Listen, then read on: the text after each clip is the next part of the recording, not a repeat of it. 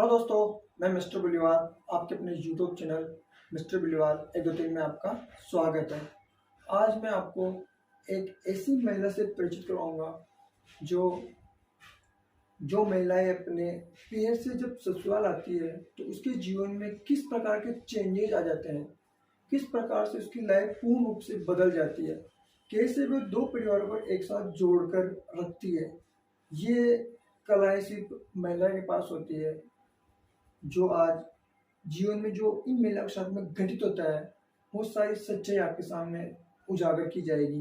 भाई एक महिला को दो परिवार के साथ को बनाए रखने के लिए क्या क्या करना पड़ता है।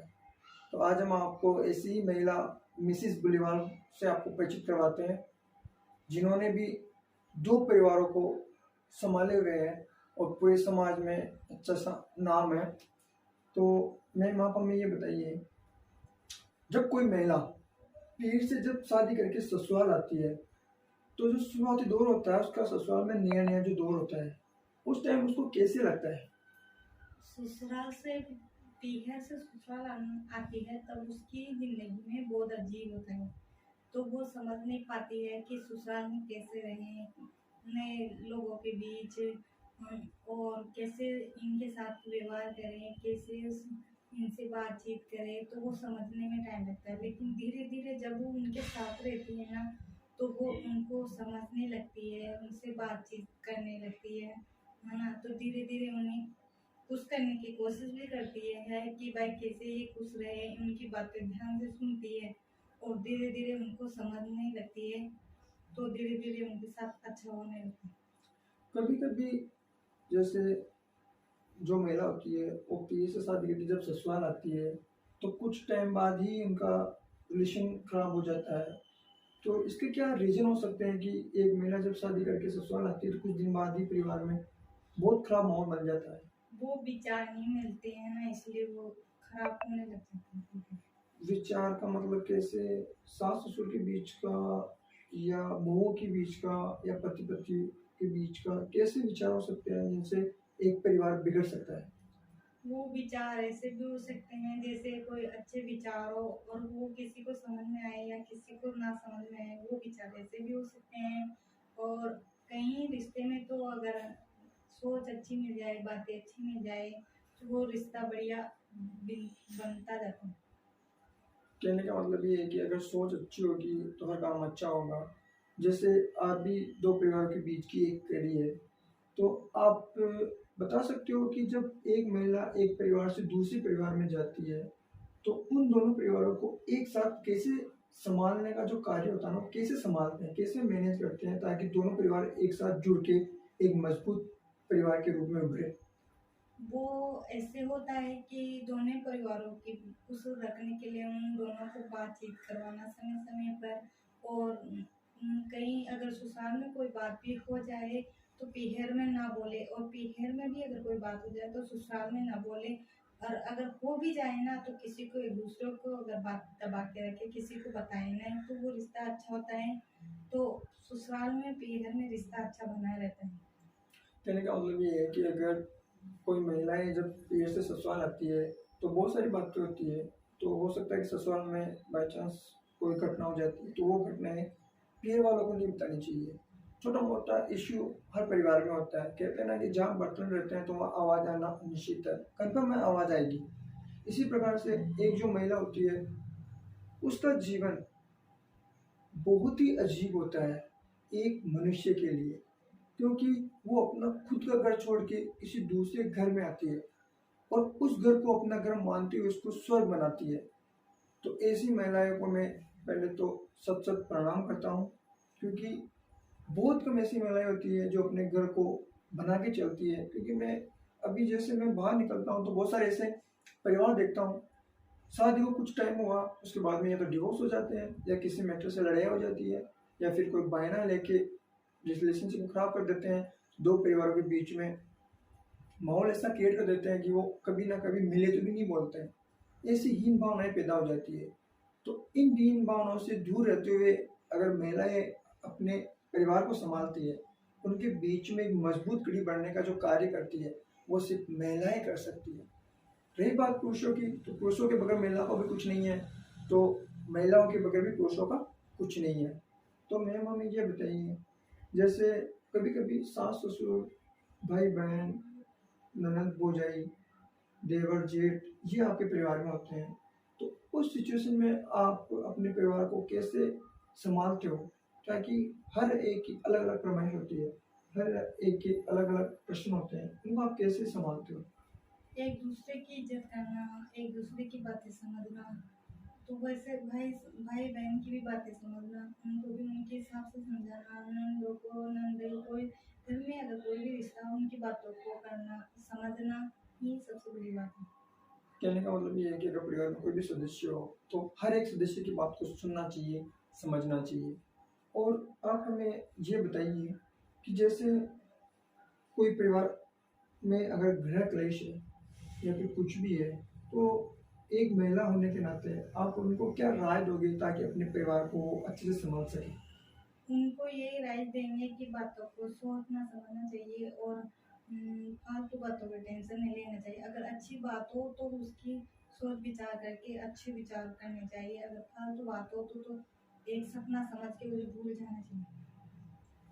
अब जैसे आपने भी बोला है कि भाई हर दूसरे को समझना चाहिए, तो हर इंसान एक जैसे टाइप का नहीं होता है, हर इंसान आपको अलग अलग टाइप का मिलता है। उसी प्रकार से हर परिवार में अलग अलग इंसान रहता है, क्योंकि बहुत सारे परिवार ऐसे होते हैं जिनमें या तो बहू की वजह से परिवार खराब हो जाता है, या सास ससुर की वजह से परिवार खराब हो जाता है, या हस्बैंड या जेठनी की वजह से परिवार खराब हो जाता है। चाहे कैसे भी हो, रीज़न सभी का एक ही होता है कि परिवार का किसी भी सदस्य द्वारा या तो घर को बर्बाद किया जा सकता है या आबाद किया जा सकता है। आप महिला होने के नाते, जो भी जितनी भी महिलाएं हैं, वो अपने परिवार को, अपने ससुराल को, अपने पीर को एक साथ लेके कैसे चल सकते हैं, आप कुछ राय दोगे? मैं एक ही राय दूंगी भी कि सास ससुर को सास ससुर नहीं माँ बाप समझना चाहिए, ताकि वो भी अपनी बेटी का ही ये ढूंढते हैं, ताकि वो कई कई रिश्ते तो ऐसे होते हैं कि बेटी बेटी ही समझते हैं सास ससुर, तो वो अगर बेटी के सम्मान में तरह रहे ना तो ही अच्छा है। अगर बेटी बन के सास ना समझे उसे माँ समझे ना, तो वो भी जरूर माँ माँ बेटी ही समझेगी। अगर हो सकता है कहीं सासू माँ समझते भी नहीं है, लेकिन धीरे धीरे अगर अपन अच्छा प्रयास करेंगे तो वो धीरे धीरे समझने लग जाएगी और अच्छे व्यवहार करने लग जाएगी। कहने का मतलब ये है कि कई ऐसे परिवार भी होते हैं जिनमें सासुएं खराब निकल जाती है, तो कहीं बहुएं खराब निकल जाती है, तो किसी एक को झुकना पड़ता है। तो परिवार बनाने के लिए ये तो अनिवार्य शर्त है कि आपको झुकना ही पड़ेगा, बिना झुके आप परिवार को निभा नहीं सकते। अगर आप जितनी चोटें सह सकते हो उतनी सहनी पड़ेगी, तब जाके एक परिवार बना रहता है। महिमा में ये भी बताइए कि कभी संयुक्त परिवार में जब दो तीन भाई बहन होते हैं, तो उसमें दो तीन महिलाएं जब बाहर से शादी करके आते हैं, यानी कि अलग अलग परिवार से अलग अलग बहुएं आती हैं, तो उस परिवार में ज़्यादा ऐसा माहौल क्रिएट हो जाता है लड़ाई जैसा, क्योंकि वो परिवार बिखरने जैसे हो जाता है। तो उसके क्या रीज़न है, क्या कारण है कि वो परिवार ऐसा हो जाता है ताकि वो टूटने की कगार पे आ जाता है? वो सब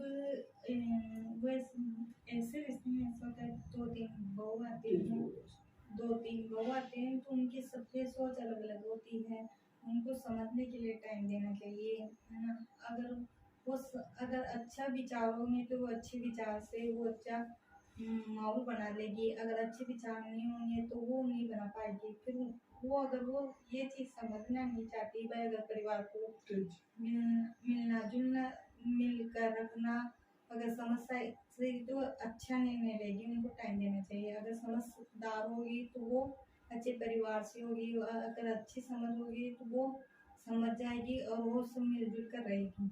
अगर वो नहीं समझ सकती तो फिर उनको उनके हवाले छोड़ देना चाहिए, और उनका जो भी चीज़ पे उन पे झगड़ा हो या बहस हो तो उस पे उसको हक देकर और ये कर देना चाहिए, उनके पे छोड़ देना चाहिए, ताकि वो उनका रिश्ता बने। इनका कहने का मतलब ये है कि अगर एक परिवार में दो तीन बहुएं आती है, वो अलग अलग माहौल से आती है, और उस माहौल में आने के बाद में नए माहौल में एकदम आना और उसमें ढलना टाइम लगता है।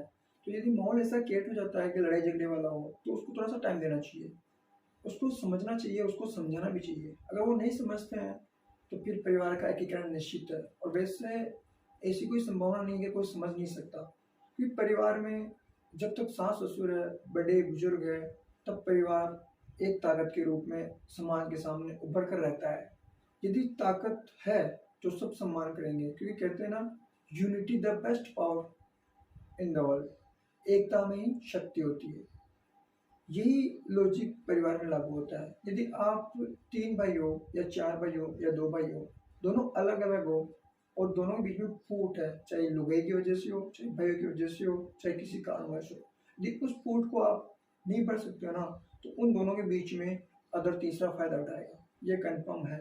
इसलिए चाहे विवाद कोई सा भी हो, चाहे परेशानी कैसी भी हो, आपको खुद को सोल्यूशन करना चाहिए। और घर में जो बातें होती है वो कृपया करके तीसरे पर्सन के पास में नहीं जानी चाहिए।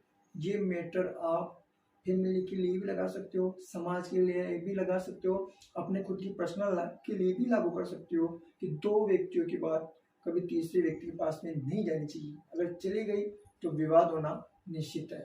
इसी प्रकार से अगर वीडियो अच्छा लगा है तो लाइक एंड सब्सक्राइब करना। एक बात कहनी है कि मैं जहाँ तक जानती हूँ ना, तो ससुराल में ससुराल वालों की इज्जत करना चाहिए, पीहर में पीहर वालों की इज्जत करनी चाहिए।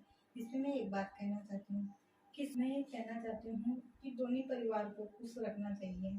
तो पीहर में माँ मतलब माँ ना होना या माँ बाप ना होना तो पीहर नहीं कहलाता।